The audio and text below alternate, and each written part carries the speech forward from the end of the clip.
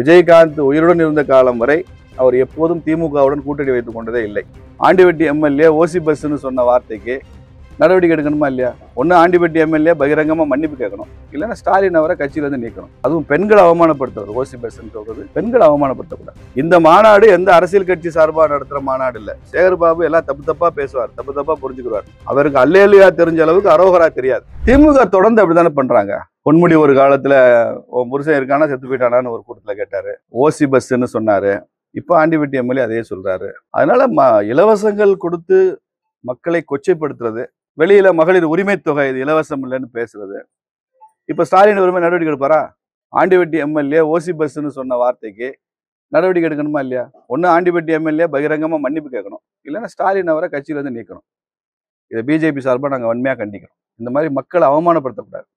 மக்களை அதுவும் பெண்களை அவமானப்படுத்துறது. ஓசி பஸ்ன்னு சொல்றது பெண்களை அவமானப்படுத்தக்கூடாது. திருச்செந்தூர்ல திமுக முருகபக்தர் மாநாடு நடக்கிறது நான் வரவேற்கிறேன். எங்க மாநாட்டிலே திமுகவும் கலந்துக்கணும் தான் சொல்றோம்.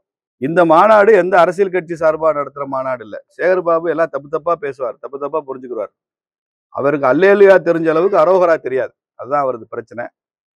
நாங்க எல்லார் வீட்லையும் போய் கூப்பிடுறோம். இந்த தேவகோட்டையில எல்லார் வீட்டுக்கும் போய் தான் கூப்பிடுறோம். அவர் திமுக காரரா அண்ணா திமுக காரரான்றது எங்களுக்கு தெரியாது. ஒரு காங்கிரஸா இருக்கலாம். ஆனா முருகபக்தர் மாநாட்டுக்கு வாங்கன்னு கூப்பிடுறோம். ரொம்ப சிம்பிளுங்க. பிறக்கும் போதே அவன் திமுகவா? பிறக்கும் போதே அண்ணா திமுகவா? பிறக்கும் போது இந்து தானே. நீ முதல்ல இந்து, அப்புறம் நீ திமுக வருடான்னு சொல்றோம். நீ முதல்ல இந்து, அப்புறம் அண்ணா திமுக வரு. நீ முதல்ல பிஜேபி இல்ல, முதல்ல நான் இந்து தான், அதுக்கப்புறம் தான் நான் பிஜேபி. பிஜேபின்ற அடையாளம் மாறிக்கிட்டே இருக்கலாம், இந்துன்ற அடையாளம் மாறாதுல.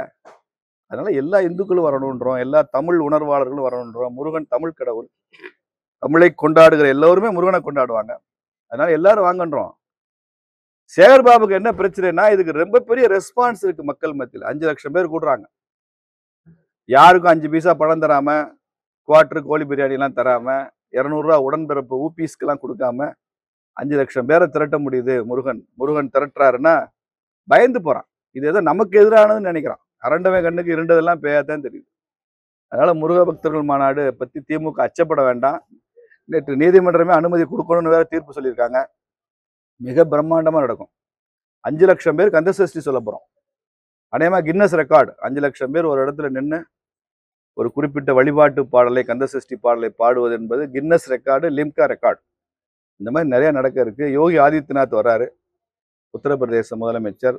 ஆந்திராவினுடைய துணை முதலமைச்சர் பவன் கல்யாண் வர்றாரு. அதனால அது பிரம்மாண்டமா நடக்கும். சேகர்பாபு வருத்தப்பட வேண்டாம், அச்சப்பட வேண்டாம். முடிஞ்சா நீங்களும் வாங்க, சேகர்பாபுவே அழைக்கிறோம் நாங்க. உண்மைதானே? மனுக்கள் மேல கூட விளம்பரம் தேடுறாரு. அவர் ஒரு யாத்திரை நடத்தினார் எதிர்கட்சி தலைவராக இருக்கிறப்ப.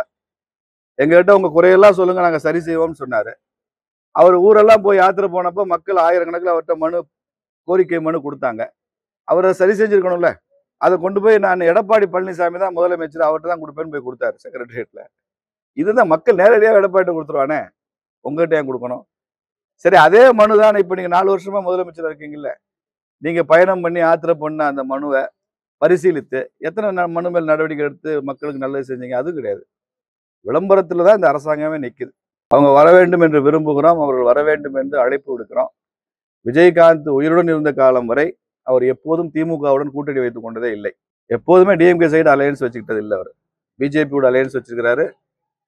போன தேர்தலில் ஏடிஎம்கேயோட அலையன்ஸ் இருந்தது. அதனால இப்பயும் அது தொடரணும். இப்போ ஏடிஎம்கே பிஜேபி கூட்டணியில் இருக்கிறப்ப அந்த கட்சி விஜயகாந்தனுடைய நினைவை போற்றும் வகையில் அவங்க தேசிய ஜனநாயக கூட்டணியில் தான் இருக்க வேண்டும் என்று கேட்டுக்கொள்கிறேன்.